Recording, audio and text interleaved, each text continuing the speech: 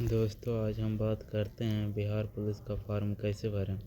तो सबसे पहले आ जाना है गूगल पर और उसके बाद क्लिक करना है CSBC बिहार। तो फिर उसके बाद ऐसा साइट खुल कर आएगा। फिर उसके बाद अप्लाई करने का लिंक आएगा, उस पर क्लिक कर देना है। फिर उसको बाद ऐसा इंटरफेस खुल कर आएगा। अगर नोटिफिकेशन पढ़ना चाहते हैं कितना सीट है, कितना क्राइटेरिया है, तो नोटिफिकेशन पर क्लिक करेंगे। उसके बाद ओपन होकर आएगा।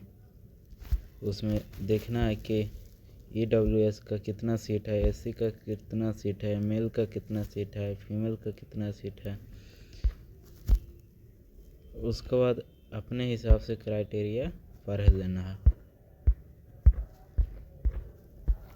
उसके बाद देख लेना है कि ये सब पूरा डिटेल देख लेना है। कितना सब्जेक्ट है, कितना फीट फाड़ना है, ऊंचाई लंबाई सब इसमें डिटेल दिया हुआ है। फिर उसके बाद बैक करना है। फिर यहाँ रजिस्ट्रेशन पर क्लिक करके यहाँ हिंदी इंग्लिश अपने हिसाब से चूज कर सकते हैं। फिर उसके बाद यहाँ टिक करके गाइडेंस पढ़ लेना है। फिर यहाँ टिक करके फिर process to registration and payment पर क्लिक कर देना है। फिर उसके बाद ऐसा इंटरफेस खुल कर आएगा। उसके बाद यहाँ अपना नाम देना है। जैसे मैं दे देता हूँ, अपना नाम कुछ भी दे सकते हैं। जैसे मैं दे देता हूँ रोहित दे देता हूँ। यहाँ शुरू फर्स्ट नेम दबाएगा, यहाँ लास्ट शुरू नेम दबाएगा, यहाँ राज कर देता हूँ। फिर उसके बाद आप नेशनल चूज कर लीजिएगा। उसके बाद मोबाइल नंबर चूज का ऑप्शन देगा, फिर मोबाइल नंबर चूज कर लीजिएगा। फिर ईमेल आईडी का चूज करने का ऑप्शन देगा, ईमेल आईडी फिर उसको बाद चूज करिएगा। फिर अगर आप बिहार से हैं तो यस क्लिक कीजिएगा, अगर नहीं है तो नो कीजिएगा। जेंडर क्या जेंडर है, मेल फीमेल जो भी है, वो मेल है तो मेल दीजिएगा। यहाँ कौन सा कैटेगरी है, अपना हिसाब से कैटेगरी चुन लीजिएगा। उसके बाद अपना डेट ऑफ बर्थ दीजिएगा। अपना जितना डेट ऑफ बर्थ है उतना दीजिएगा।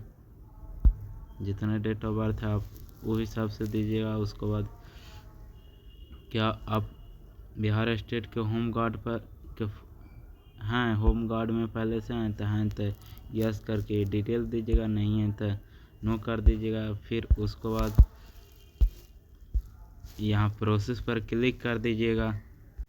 प्रोसेस पर क्लिक करने के बाद ऐसे इंटरफेस खुल कर आएगा। उसके बाद यहाँ पढ़ लीजिएगा। फिर यहाँ टिक मार कर यहाँ कैप्चर फिल कर कैप्चर फिल कीजिएगा। जैसे मैं कैप्चर फिल कर लेता हूँ। उसके बाद मेक पेमेंट पर क्लिक कर देना है। मेक पेमेंट पर क्लिक करने के बाद ऐसा इंटरफेस आएगा। आप जिस भी UPI Paytm PhonePe internet banking आप जिसको से भी मन है उसको से पेमेंट कटा दीजिएगा।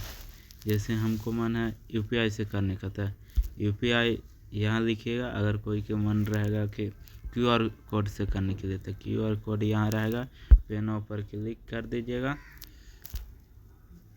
उसके बाद ऐसा इंटरफेस आएगा, एक QR कोड आएगा, उसको स्कैन करते ही जितना अमाउंट कैटेगरी के हिसाब से लगेगा उतना अमाउंट आपका कट जाएगा।